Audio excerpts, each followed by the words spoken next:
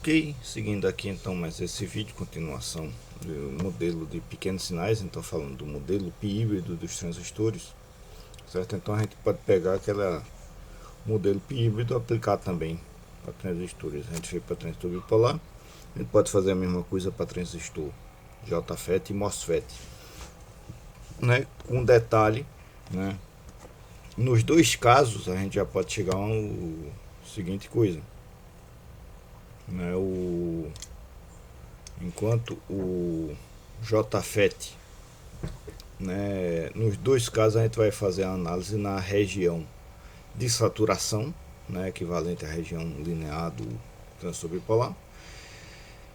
E aí, para o JFET, para a gente chegar na região de saturação, a junção porta-canal, né, ela fica reversamente polarizada. Tá? Então, ou você está com tensão zero ou está reversamente polarizado. E em uma junção reversamente polarizada, um diodo reversamente polarizado praticamente não tem corrente, então ele vai aparecer com a resistência infinita ou um circuito aberto. E por causa do MOSFET, mais claro ainda, que é um capacitor, né, no gate, certo? Então mais claramente vai aparecer como um circuito aberto.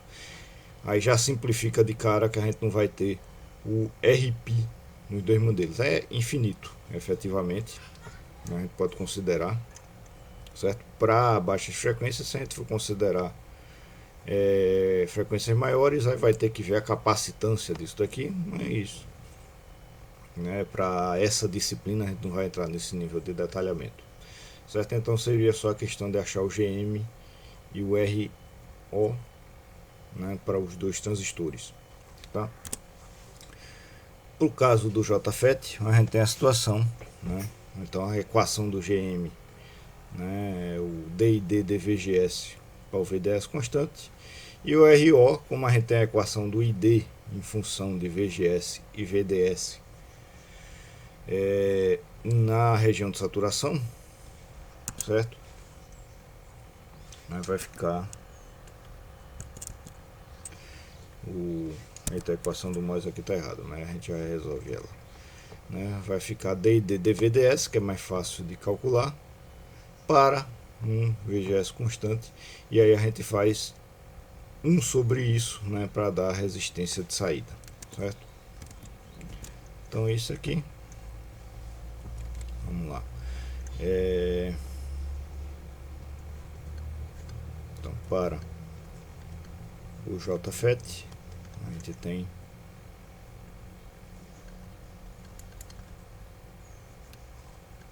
D e D, D VGS calculado num determinado VGS e um VDS constante, certo? Então a derivada de DVGS, né? Então é a derivada de, vou fazer assim, D DVGS de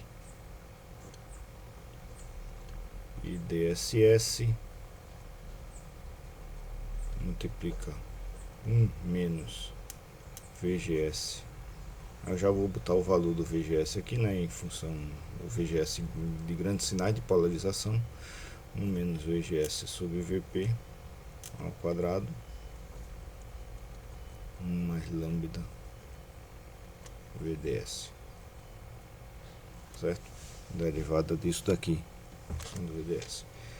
Tá? Então, se a gente pega e deriva isso aqui,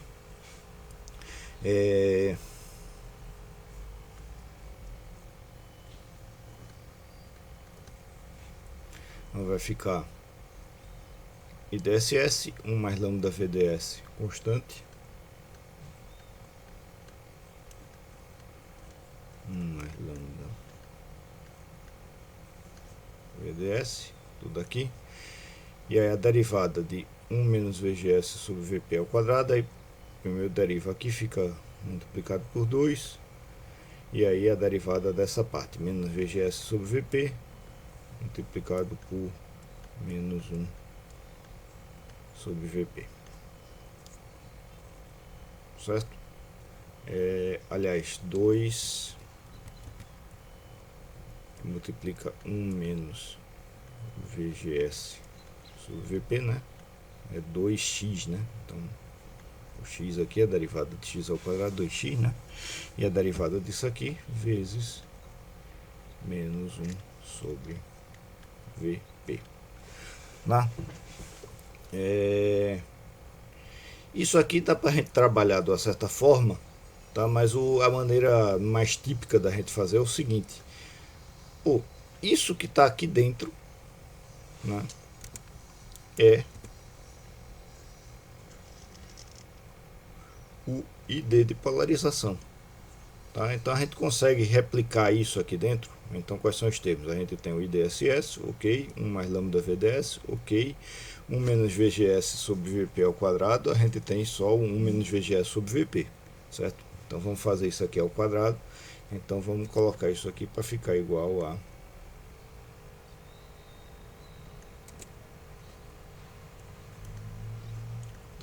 IDSS 1 menos VGS sobre VP ao quadrado, que multiplica 1 mais lambda VDS. Então isso aqui vai simplificar só para ID. Aí que multiplica. Então para a gente chegar em 1 menos VGS sobre VP ao quadrado, a gente tem que dividir por 1 menos VGS sobre VP, né? Mas de todo modo a gente tem aqui, multiplica menos 2 sobre VP vezes 1 sobre 1 menos VGS sobre VP.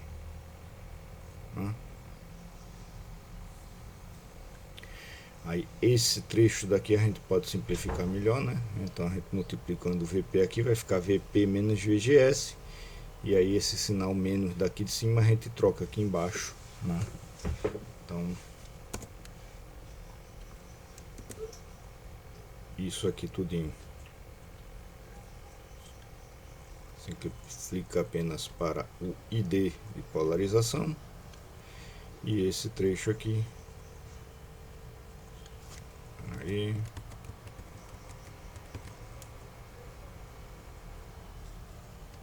a gente reescreve aqui como 2, né? A gente vai multiplicar aqui VP menos VGS, só que troca o sinal aqui para tirar esse menos daqui, então 2 sobre VGS menos VP, tá? Isso aqui chega então no final para o transistor JFET, né? GM é igual a 2 ID sobre VGS menos VP, né? Onde esse ID é o ID de polarização, o VGS também é o VGS de polarização, e o VP é o parâmetro, né? A tensão de Pinch-Off, parâmetro do transistor, né? Então chegamos aí nesse parâmetro aqui para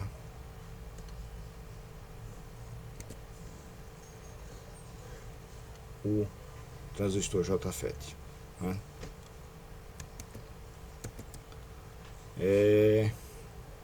Isso é o GM, o RO, D e D DVDS, certo?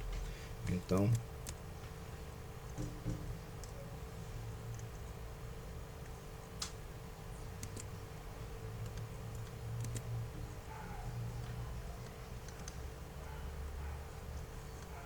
D e D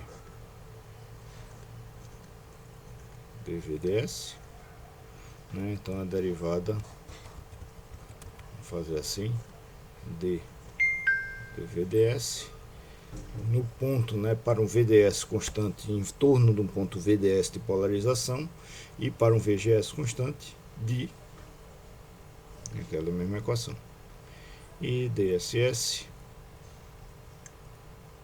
que multiplica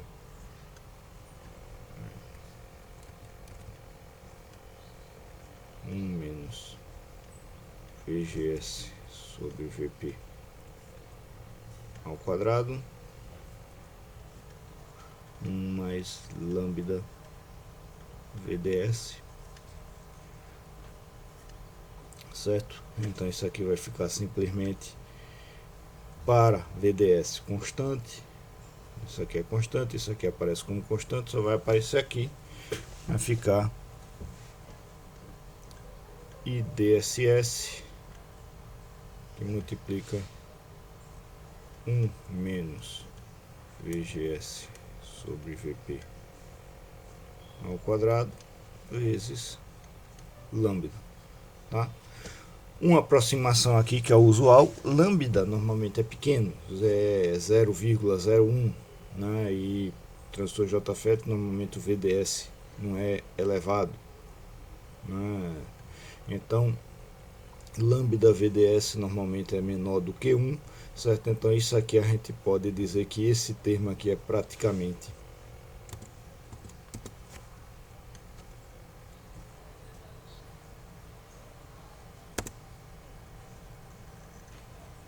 aproximadamente o ID de polarização, né? Então a gente simplifica isso aqui para RO igual a lambda ID, né? Então fica essa resposta aqui para o JFET, tá? E é isso. Para o MOSFET, né, então vai mudar aqui um pouco essa equação. Na verdade a gente pode chegar numa equação até com esses escrita dessa forma, se a gente observar aqui. Então essa equação aqui do MOSFET está errada, então já vamos escrever ela aqui, né? Então para o MOSFET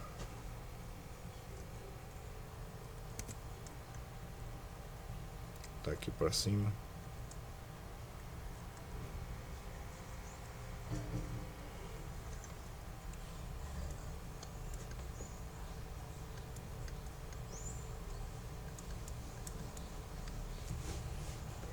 a gente tem ID.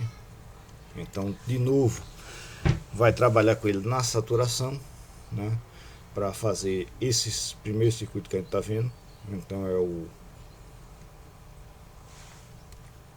Mi Cox, muitas vezes aqui aparece como KP do transistor, Mi Cox sobre 2 W sobre L, né? O KP então é isso, Mi Cox vezes W sobre L sobre 2W sobre L, que é a largura e o comprimento do canal, né? Então vamos chamar aqui Mi Cox sobre 2, aí VGS menos VTH ao quadrado 1 mais lambda VDS.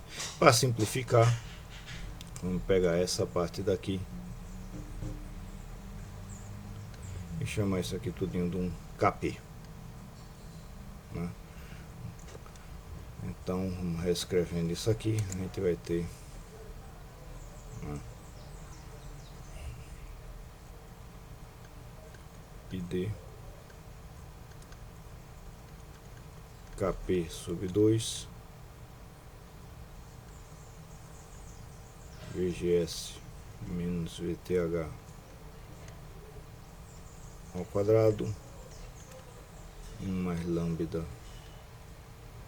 VDS, certo? Aí aqui eu já estou botando o VGS e o VDS no ponto de polarização, certo? E isso aqui vai dar o meu ID, certo? Aí se a gente pegar agora a derivada do ID total, né? Então o GM vai ser, troquei aqui, né? Faltou uma coisa lá no RO. Aqui eu botei lambda ID, isso aqui tá errado. Então lambda ID, né? Isso aqui não é o RO. O RO é isso aqui a menos 1, né? Então RO, R0 a menos 1 é isso aqui. Significa que aqui é lambda ID a menos 1, é 1 sobre lambda ID. Desculpa aí, faltou dividir, né? Então a derivada do resistência saída seria corretamente o dVds d e d, né? Mas a gente tem a equação do id em função do vds, é mais fácil a gente fazer o d e d dvds, né? Derivada do id pelo vds, mas aí vai dar inverso da resistência de saída.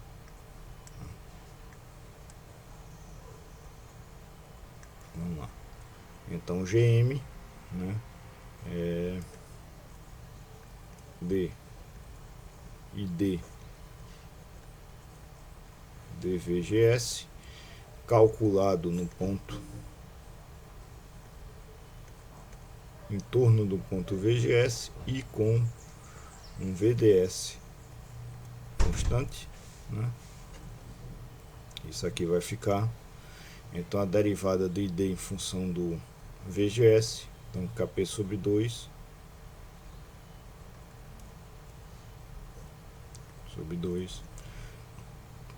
aí VGS menos VTH vai ficar 2 que multiplica VGS menos VTH,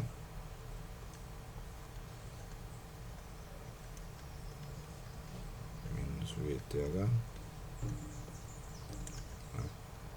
já corto os dois aqui de cara. Não vou cortar os dois porque depois a gente vai aproveitar esse dois para fazer o com ID.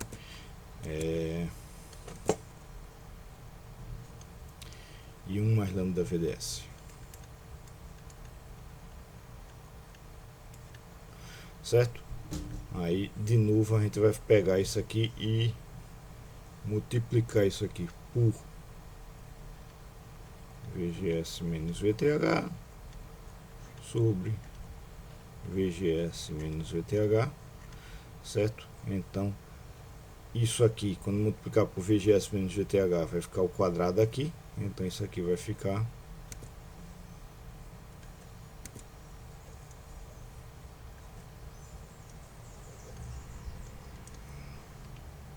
igual a 2, esse 2 aqui, aí vai multiplicar Kp sobre 2 VGS menos VTH ao quadrado, 1 mais lambda VDS, que é o ID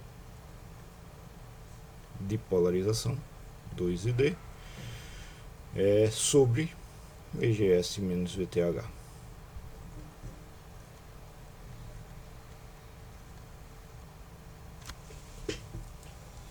Né? Ok, então isso aqui a gente já chega nesse valor aqui do GM, certo? E com isso a gente pode fazer, né, aqui tanto no JFET quanto no MOSFET, mas o JFET a gente está fazendo completude, vamos dizer assim. É mais comum a gente trabalhar com MOSFET do que JFET. Você ter tanto ID quanto VGS aqui não é tão adequado, certo? Então é mais comum a gente fazer uma certa mudança de variáveis aqui para, né, aproximar isso daqui, né? Então se a gente pegar e colocar aqui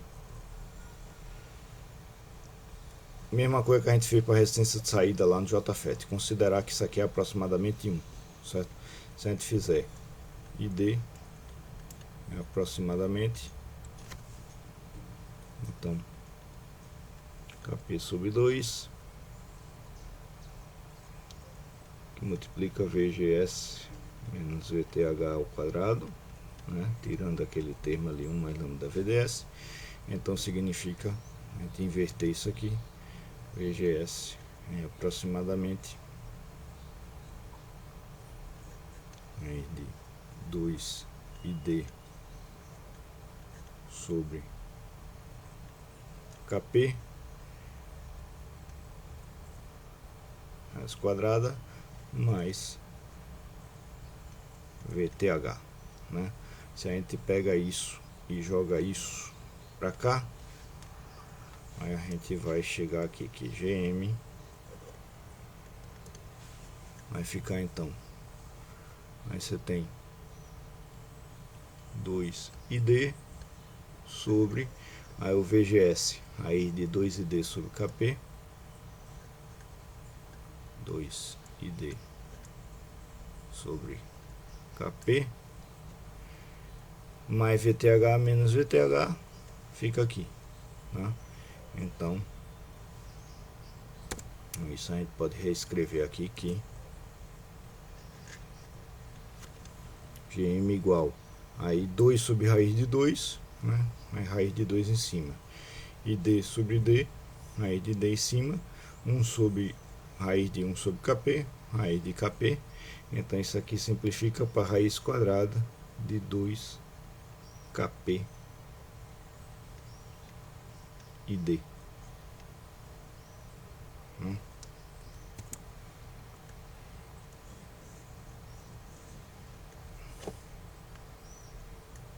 E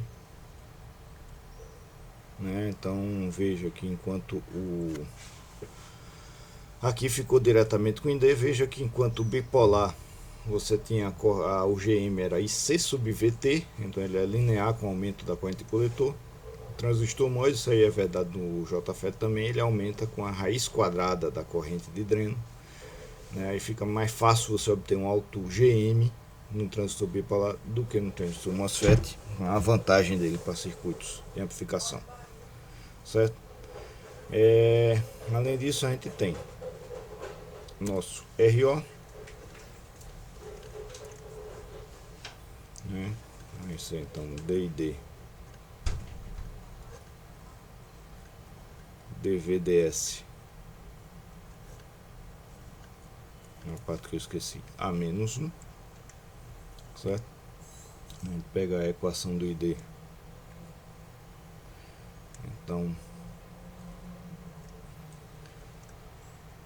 Kp sobre 2 VGS menos GTH ao quadrado 1 mais lambda VDS. Isso aqui a gente só vai ficar, a parte do VDS é essa daqui, então a gente vai ficar com isso que multiplica lambda, né?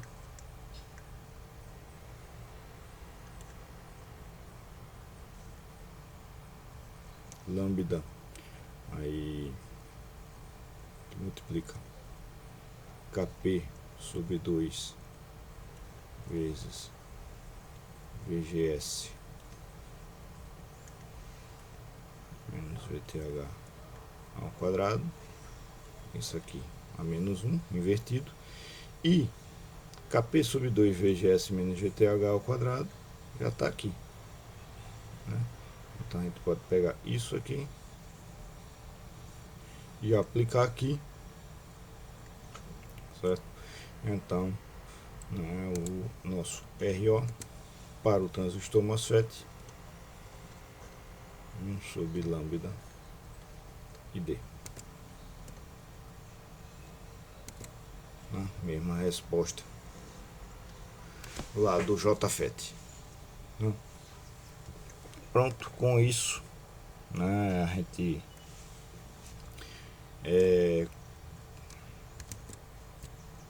termina aqui os dois transistores. Aqui está errado, então já deixa eu modificar isso aqui.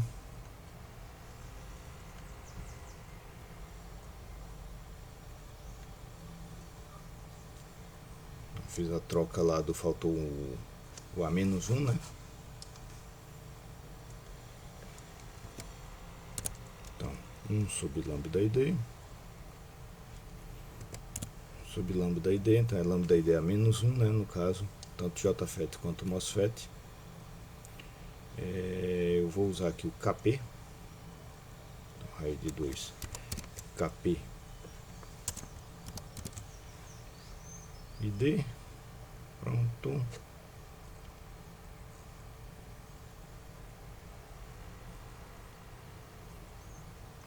Temos aí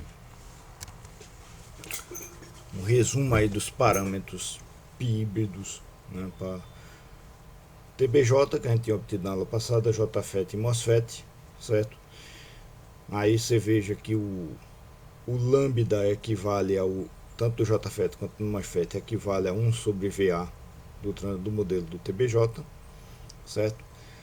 O VTH do MOSFET equivale ao VP do JFET, enquanto a gente tem aqui no TBJ IC sobre VT, né, então proporcional à corrente.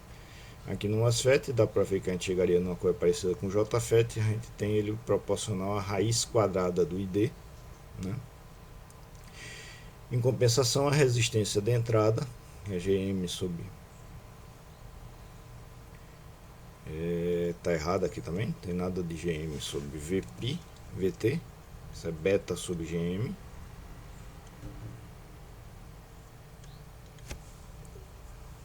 Vamos ver se eu consigo ajeitar isso aqui para vocês ficarem com uma tabelinha aqui organizadinha, né? Então,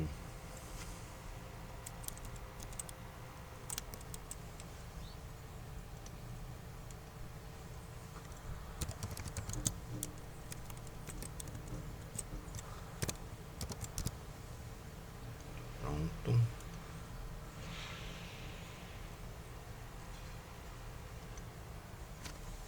Beta sub GM, né?